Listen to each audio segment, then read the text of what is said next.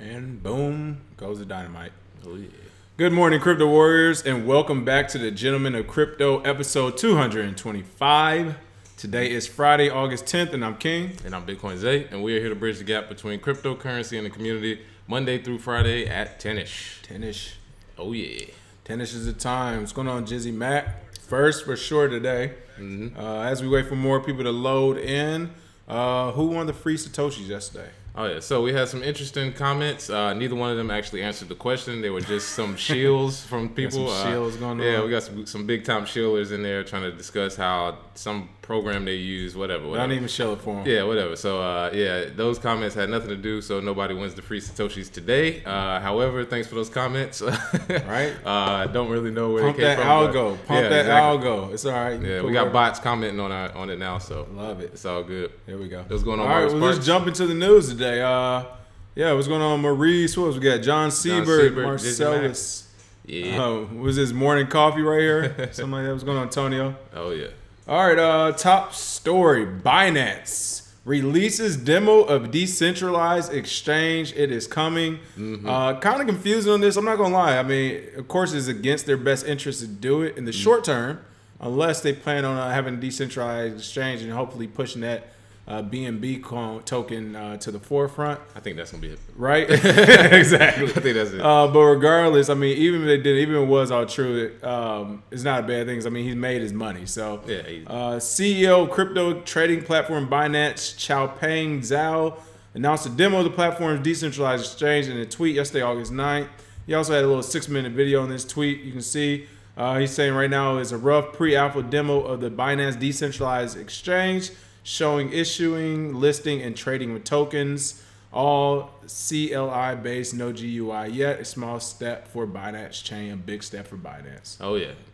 So they don't really have a user interface yet, and basically, if you know how to use the command line, then you can see in the video how they actually did it. They set up a buy or a sell order via the command line, and like he said before, it's not ready for production. This is a pre-alpha demo. It's literally just getting off the floor, but they are several months ahead, is what he stated, which is good to see. And we've seen a lot from Binance. I think this is a big power play because centralized exchanges, I think he sees the writing on the wall. People are going to start moving away. We only got so long. We only got so long before, maybe clamp down on regulations or users turn on you. Because we've seen, Poloniex was the biggest, everybody left. Bittrex was the biggest, everybody left. Bittrex only held it for like 3 or 4 months, too. Yeah, exactly. And then, I'm going to poke them every time I get a chance. Yeah.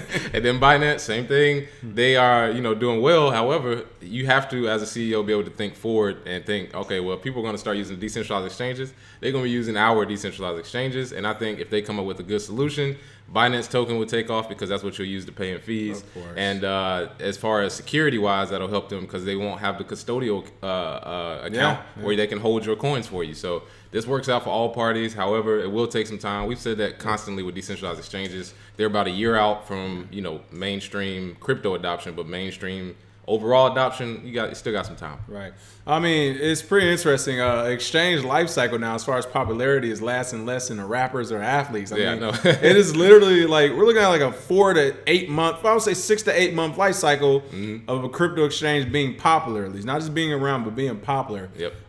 Which is incredible. I mean, that is fast. You're talking about you get 6 months of a squeeze. Granted, in those 6 to 8 months, you can literally pull down $1 billion for yourself in profit. Yeah. But that is a ridiculous life cycle right there. But, technology moves fast, man. Right. Listen, CZ, he's been leading the race without any big complaints from the community. So I love to see him and his team had the first decentralized exchange. And why not? The BNB token was novel when it came out. It's been working. People like it. They just keep moving forward with it. Whatever. I mean, if it does turn out to be the one, to be the big one on decentralized exchange that people use and make a lot of money, why not them? They did it the right way and they're getting rewarded for it. So hey, it is what can't it blame is. them there. Hey, we give props now when props are due. Absolutely. If you did it the right way, the community loves it. Hey, let's push that coin up, man. You deserved it. My boy CZ. Right.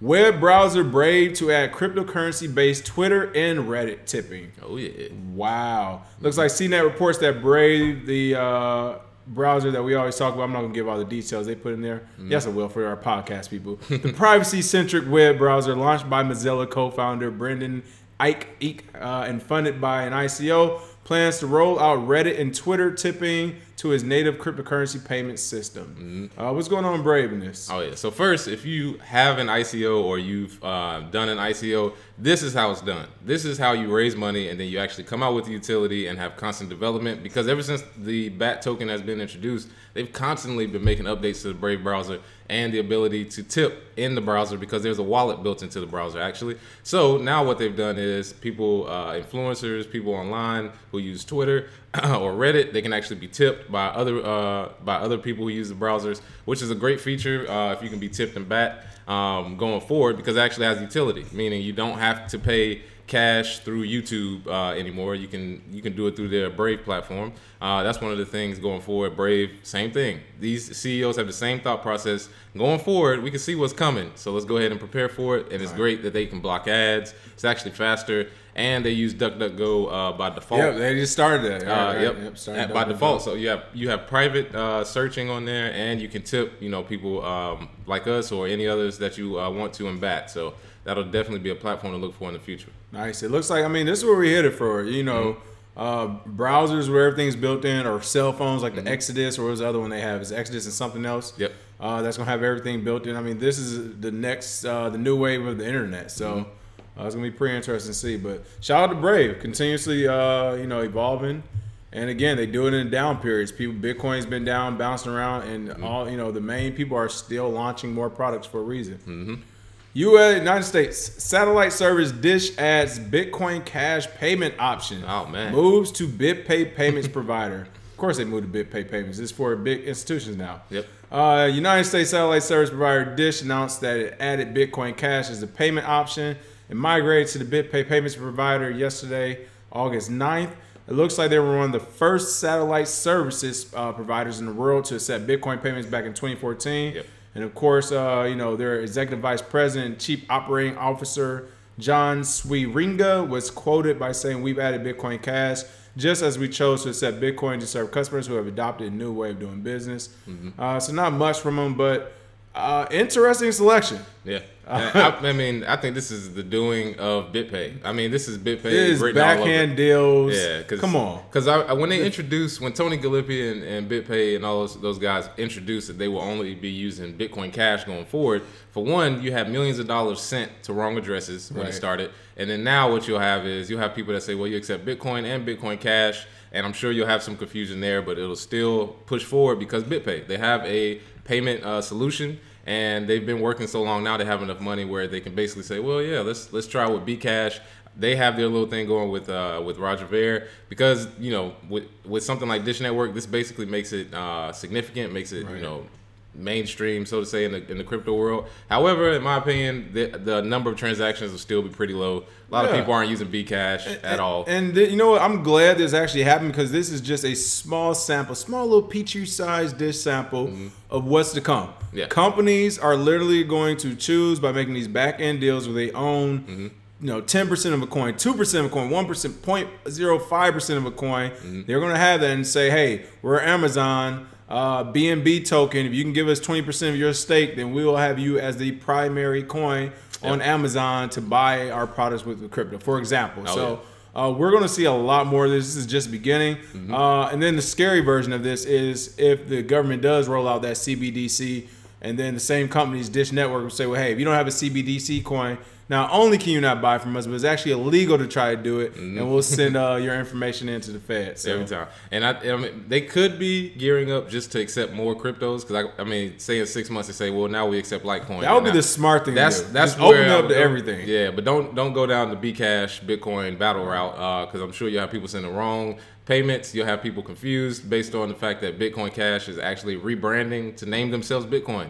Like, they're literally trying to rename themselves, and Bitcoin.com versus .org has gotten people confused. So this is just a whole cluster that BitPay is basically involved in, and Dish Network is getting involved now because, like we said, business deals. But here's the thing that's really going to cripple them, though. They don't have the support in place to field all the calls and emails they're going to get, and tweets that they're about to receive when people Literally just, I mean, I wouldn't be surprised if people troll them and just do them like, hey, I sent my Bitcoin over. What's going on? I'm not seeing anything. Like, well, it's Bitcoin Cash. It's like, wait, what? You know what I mean? Yeah. And then the people that work for Dish, again, they don't have the support infrastructure because there's not enough people out there. But for them to have to answer the phone and like, you sent what over and you're supposed to send, well, I don't understand what's happening now. So they are about to have some issues, I believe. Oh, yeah, yeah. P-Man Van, what's going on? P-Man Van said he got the free Satoshi yesterday and has enough to buy his Lambo.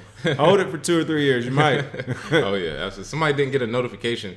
Yeah, I think it's something fishy going on with the notifications because other people have said that. We have probably got a little bit of that shadow ban. Yeah. Make sure you smash that like and share right now, people. If you're watching, if you're listening, go ahead and give us a review. Let's get this algorithm going up because they don't want us to win. We tell too many good truths. All right. Oh yeah. Now, hackers breached PGA servers ahead of golf championship and demand Bitcoin. What? Oh man. Unknown hackers have taken aim at the PGA, Professional Golfers Association of America, demanding Bitcoin in order to allow access to crucial files. What is going on with PGA and these hackers? Oh, well, it's great they have a quote where it says, "We have taken over." That's literally what the hackers have sent them. They said we exclusively have decryption software for your situation. It's not available to the public. However, if they pay them in Bitcoin, they'll send it to them. This is one of the InfoSec things we discussed as far as hackers. This is actually a business now, hacking people and getting a small amount of Bitcoin. Right. Because we saw at one point, I believe it was 2016 or early 2017, there were companies buying Bitcoin just in case they got hacked so they would be able to pay it back. And, unfortunately, this hack happened and they will have to do something about it. But like I've said before, this is a business. And at the very least, if people start to see, well, if I get hacked, I need Bitcoin, that'll actually give people, a reason to buy it as a business. So it is funny how this works out, but they are a little helpless right now. So. I mean, and real quick, much appreciated tip, Maurice Parks. Thank you, sir. We were really informative. Thank you. Truly appreciate it. Appreciate it. And you know what? And of course, we don't want to see people get hacked. It sucks. It's crazy, but it is a part of the space. But what's interesting is who they chose to hack this time, the PGA. I mean, you are literally putting Wall Street and all these institutional investors and, accredited investors and institutions on notice. Like, hey, we can reach out and touch everything you love. I mean, PGA, what bigger stage for a big pot of money than to hack them? This is, I mean, how many people are going to watch that and be there and hear about this? Oh, yeah. And again, it's still people who don't take cybersecurity serious. And this goes to show that, hey, we are at your front door. Those hackers are saying we're at your front door. So. Yeah. And the PGA, as far as the information that they have, I'm interested to see what information they have. I mean, I'm sure some financial stuff, some other things, but I wonder if they got some emails caught up in there. You never know what's going back and forth, some extortion type stuff. It's a lot. It's something. PGA. You're gonna find something. But I know financial records are probably a big thing or the biggest part of it. So they don't want that to come out. But should be interesting to see how this unfolds. They may go away quietly and just pay it and keep it pushing. If they pay it quietly, that means somebody's lying on their tax return when it comes to the PGA. Oh yeah, somebody got some big. If you had nothing to look, if you had nothing to hide, then why'd even pay it, right? You're supposed to be a golfing server. If you have nothing to hide, you're good to go. But hey, we know how this go. Yeah, we know how to go. 5,000 merchants can now accept cryptocurrency payments in Chile. Amazing. Chilean cryptocurrency exchange Crypto MKT recently announced that the country's citizens can now buy products and services with cryptocurrency from over 5,000 merchants through a new integration with a crypto payment processor. Again, this is big. People from Crypto MKTs and as long as it ain't BitPay, that's right. They're being quoted by saying there's a guarantee fund that allows payments not to be affected by large increases or decreases in the price of Bitcoin. Ethereum and Stellar, the three they'll be offering. This gives tranquility and security to the client since it will not have surprises in its payments. This is the one part where I find that I'm highly skeptical of that. It's highly difficult to do that. It's difficult to do that because if we saw what happened. Bitcoin price rises up to 20K, 30K, 40K. You're telling me overnight you're going to be able to cover these bets if people just start swapping currencies, cashing out, if something drops all of a sudden, a scam pops up, exit scam pops up, coin goes from, literally, or not even a scam that make it go down. A new project gets released or new upgrade gets released and it literally goes from $5 to $1,000 coin in a month and a half, you're gonna be able to cover all that. Hey man, they must have some liquidity somewhere, right? But you're gonna need it if you're gonna cover all the losses. But shout out to them in general for, you know, again, this is where we're seeing more and more of people. Crypto isn't going away. It is not going away. They're you know, there's more countries trying to figure out ways to accept, as well as businesses, as we're seeing today. Yeah, and the fact that they included Stellar is interesting because right, I believe someone stated earlier they think Stellar may be the next coin actually listed on Coinbase. Just from, you know, looking through crypto Twitter and Reddit and Telegram, people have been discussing that. But I will say it makes sense. I mean, if Stellar, you know, for what they're supposed to be able to do as a payment platform, that would work. And I'm just thinking fundamentals. And then those handshakes, people. Yeah, and then long term, like I said, Brad Garlinghouse has deep pockets. So I'm pretty sure his baby Stellar, as far as a coin, it'll have some traction there. And going back and forth, the fact that you can send crypto and then they're receiving the pesos, that is very good for the remittance market. And if they can figure out, you know, through these payment processors how to make it as cheap as possible, shout out to Crypto Compra. Yeah, I mean, hey, definitely. It's good that some of the first people in the country to jump on it for sure. Nice. Chile.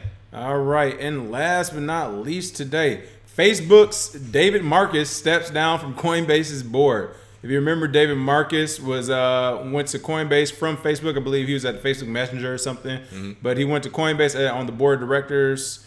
Now he is going back to Coinbase, citing his new assignment as being the leading social media giant's blockchain strategic director. Yeah, so he's been a vice president at Facebook since 2014.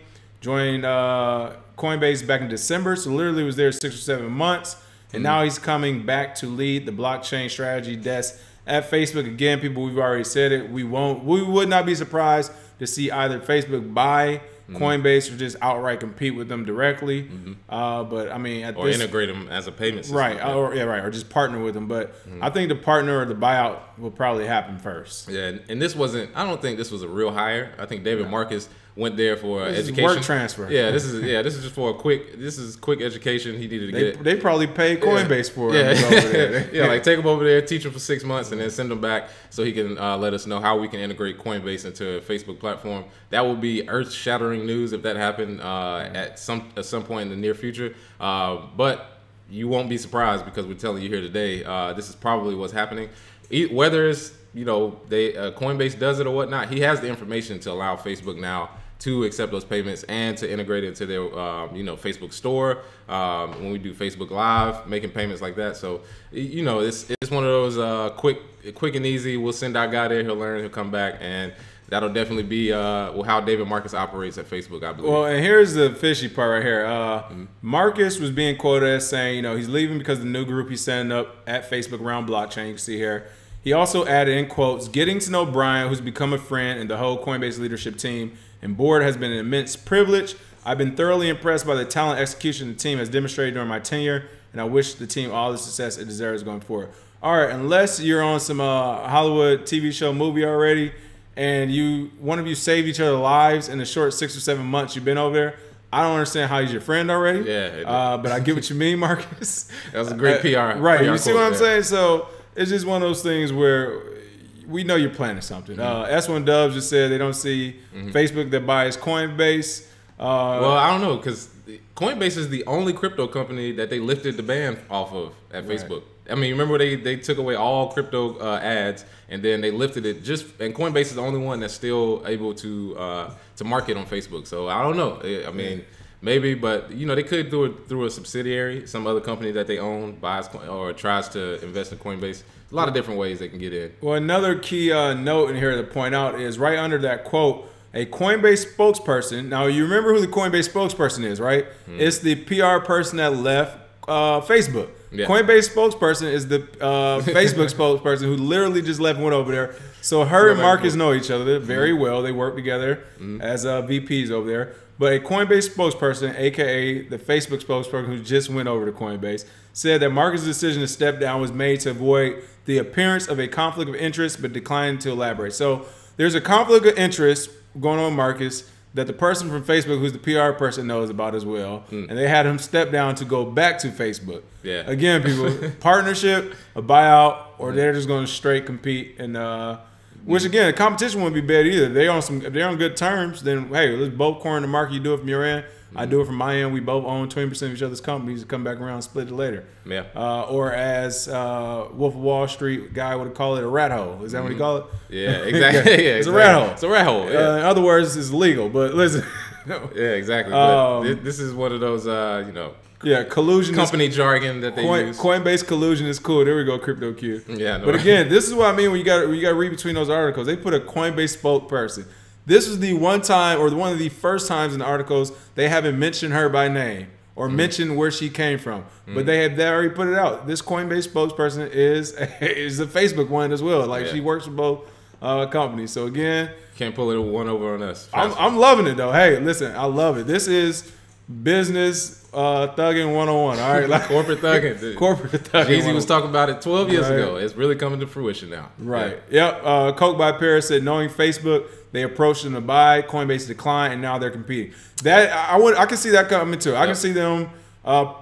Facebook probably they probably gave him a fair deal, but yeah, Brian Armstrong was like, "No, we good to go, homie." Yeah, and like it'd be funny if Jim and I approached Facebook and was like, "Yo, I want to do some business." That is too funny. Yeah, because Winklevoss twins, they coming for a Zuckerberg. I can tell you that right now. Just like what happened with Snapchat, almost Instagram. If Instagram didn't sell, you're right. Same thing happened with WhatsApp. WhatsApp decided to sell. I mean, listen, we're seeing all this stuff play out. When this movie comes out for all this stuff one day, it'll be very interesting. But yeah, I mean, again, shout out to Coinbase and Facebook. Y'all out here making boss moves. Can't be mad. Yeah, I wonder who's gonna play Brian Armstrong. It's probably gonna be what's your boy's name? That's in every action movie with the bald head. Oh, Statham. I knew you were saying no. Don't give him to Brian. It's Brian. I don't know. Brian might be out here. Oh man, catch you out here slipping. Like, give me all your crypto. Yeah, I know, right? Yeah. What are we doing for the free Bitcoin day? Oh yeah. So for the free Bitcoin, I want to discuss whether or not we should actually start doing some of our streams using the Brave browser. Let us know. Would you watch? Would you tip us and bat? If we tweet out certain stuff, updates throughout the day, would you tip and bat? Let us know. Send your public address. All feedback is welcome. Make sure you comment on YouTube. Just let us know. We can expand our empire, so to say, and let us know what you think, and we'll send those free Satoshis. All right. As always, thanks for watching. Have a happy Friday, people, and we will catch you all next week. Oh, yeah. Cheers. Have a good one.